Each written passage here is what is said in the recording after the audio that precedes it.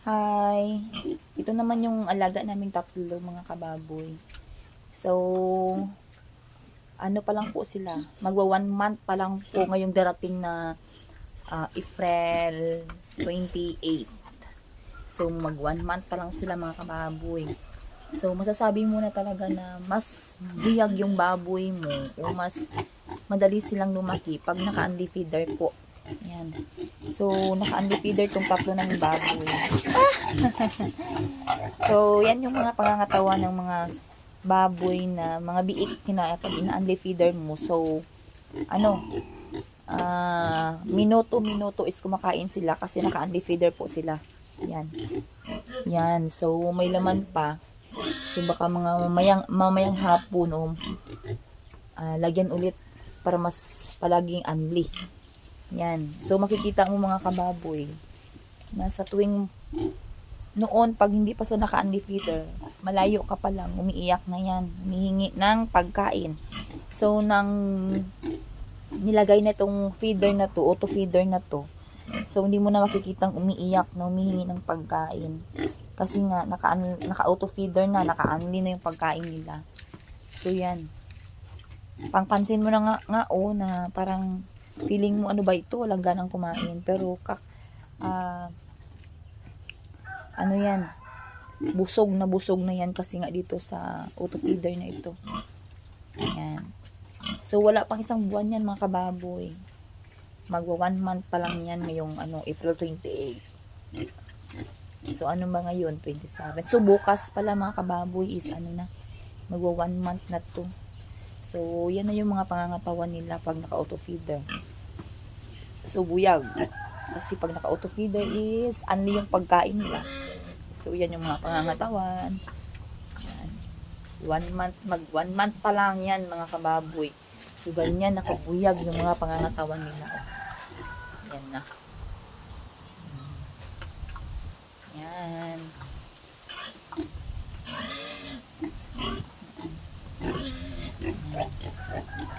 Hindi sila palaging gutom kasi nga, yun, naka-auto feeder sila, naka-unli yung pagkain nila. So, hindi na sila na palaging stress. Pag gusto nilang kumain, hindi kumain sila kasi yan lang yung pagkain nila eh.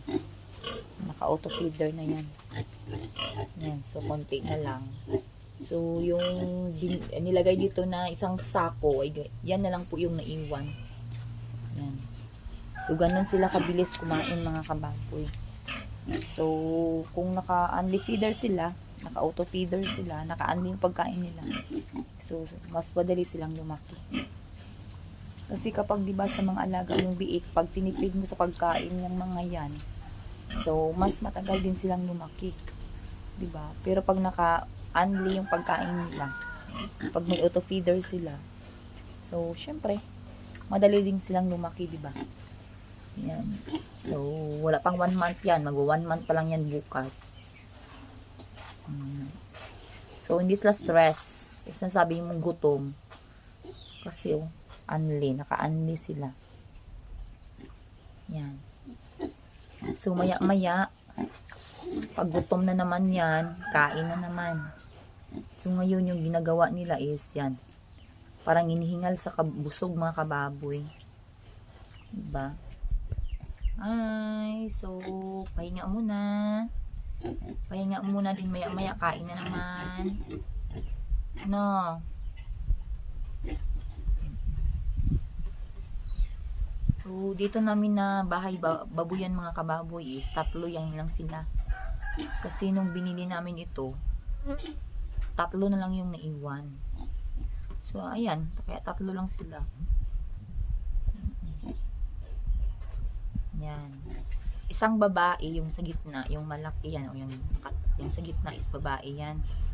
Yung dalawa, yung sa gilid, dalawang lalaki, at saka isang babae. Plan nga namin mga kababoy is gawing inahin yung sa gitna, yung babae. Pero malalaman pa namin mga kababoy kung maganda yung pangangatawan niya. Yung gawin siyang inahin pag siguro mga 4 months, 5 months na. So, titingnan na lang. So, may plan na gawing inahin yan. O, yan. Kasi maganda naman yung diti niya. Yun yung pangangatawan niya. Diba? So, sige, bye-bye. Pahinga muna. Maya-maya kain na naman. So, bye-bye mga kabab. Bye-bye mga alagang biik. Love, love.